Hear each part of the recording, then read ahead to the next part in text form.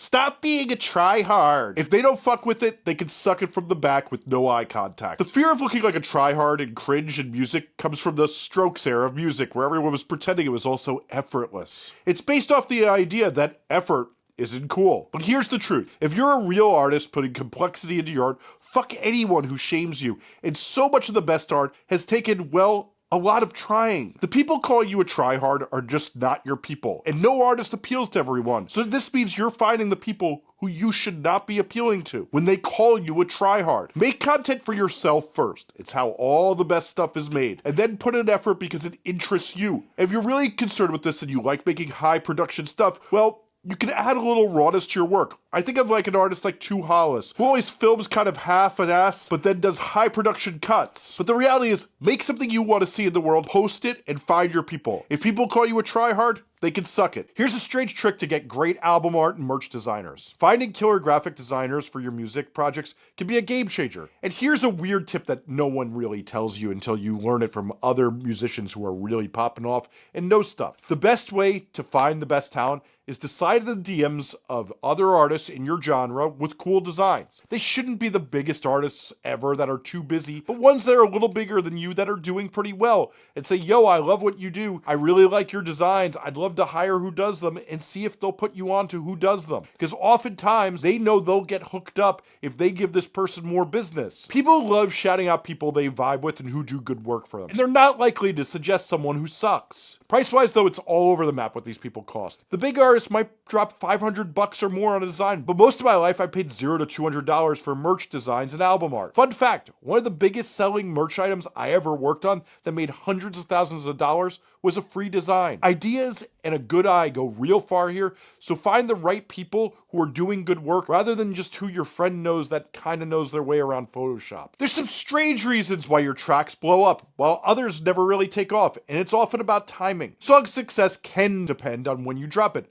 I mean, releasing a summer anthem in the winter, it might flop, and I've seen so many times when it goes on TikTok or Instagram Reels that it blows up a few months later when the mood is right. Combat this by strategically planning your releases. A great way to also hack this is to remake an alternate version of your song when the right season strikes if you really think it was forgotten. That winter track could be a perfect setup for a summer remix, where you tell everyone that by popular demand you had to just reshape it. Find your music genre in 1 minute with SubmitHub. We all know you need to know what genre your music is to use hashtags or to write genre fields when you're asking what your genre is, or try to find the fans of other artists who would like your music. One of the most common things I hear from you all is you can't figure out your genre. Well, here's a solution. SubmitHub's What's My Genre feature is actually really good. If you log into SubmitHub and use their AI-powered tool to analyze your track, it uses the site Discogs where music nerds hang out, and it'll help determine what your genre is and give you a few suggestions of what each song is. So if your songs are diverse, you can do it across tons of different songs. You can then use this knowledge to search for playlists that do your type of music, or for hashtags and genre tags that you can do in the captions of your videos or the titles of your videos to get it to the right people in the algorithm. Here's a tip on selling tickets to shows no one tells you. Touring and playing shows is a constant hustle to fill seats. Sometimes you're stuck with tough weeknight shows in major markets with only weeks to promote. That's just how it's always gonna go. And you're gonna have to make it work. And lo-fi content is underrated for how helpful it can be at selling those last few tickets. One of the smartest things you can do if you're 2 days away from a show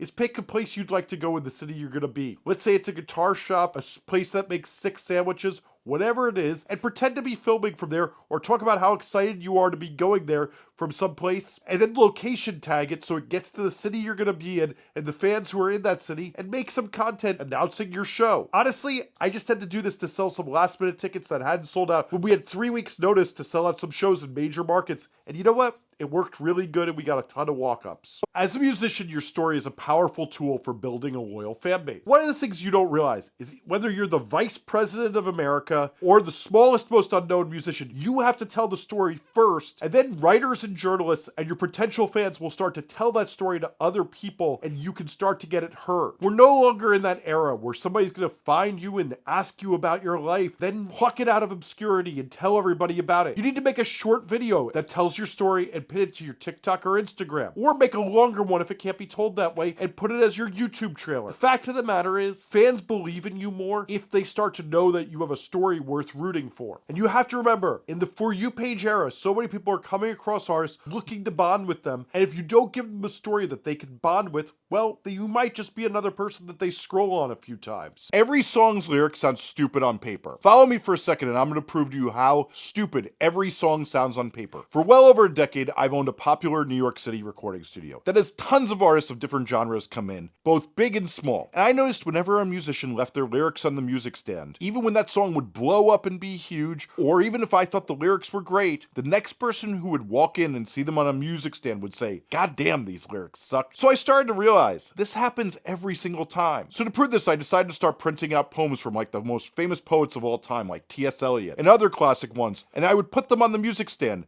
to show my staff that sure enough, even when people read the highest regarded poems, they all said the same thing. God damn, these lyrics suck. The fact is, music with the lyrics is what makes it not sound stupid, and hearing the two combined is what makes an emotion powerful. So take that in whenever you are judging lyrics without music, that you might be being a little too hard on those lyrics. Why fans don't find you special. Branding is kind of bullshit. It's really about uncovering what's authentic about you and building from there. I invented this technique called a Lames analysis, and I've used it to develop content from everyone from huge major label artists to DIY artists of all sorts of genres. And you can find it by typing my name into a certain platform that shows longer videos than this one, and Lames analysis. Anyway, your aesthetic should be built off who you actually are. That's authenticity. So many people think they can brand themselves with anything, even if it's not a reflection of them. And that's what we all go, hey, that's not them. See Katy Perry right now. But an example of an authentic branding that's kind of weird, Phoebe Bridgers is an indie folk artist, but it feels totally right when she's rocking metal guitars and skeleton outfits. It works because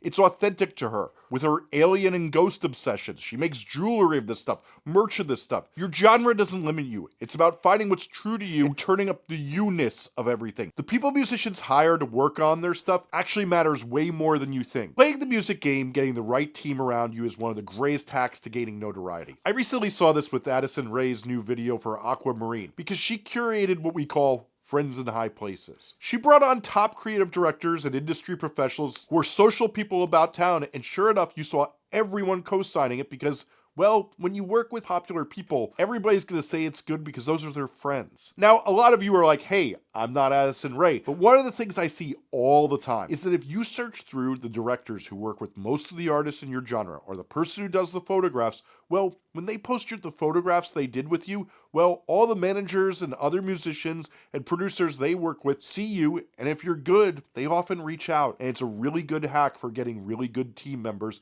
and getting people to notice your music that actually matter. Here's 4 productivity hacks for musicians to make more music. I've been in the creative game for decades and wrote a well-respected book on how you can create better. And particularly, I help a lot of musicians who have trouble creating on a regular basis with some simple tips that I'll give away right here. Here's 4 habits that change most people. First, retain everything. Write it down. It's proven that your brain feels more clogged up and less free until you write things down. Having a to-do list or having a notepad for your ideas until they're written down are going to clog you up creatively. Second, manage your email with filters and stars to keep inbox zero. You think about those emails when you're trying to create, and they feel hung up until you put them in a place where they belong. Third, handle your basic needs first, since you can't create when you're worried about survival. If there's a parking ticket to be paid, pay it before you start creating. And fourth, block notifications. I only allow 6 apps to alert me because every distraction kills your creative flow, and it's important to keep it. And if you want a full lecture on how to be the most productive musician in the game right now, you can watch the video linked right here on my members only channel. Do you have to like the music of the artists associated with you? I always tell musicians they need to target musicians like them to get those fans that already like musicians similar to them. And so many artists take it so personally that they'll be associated with those artists,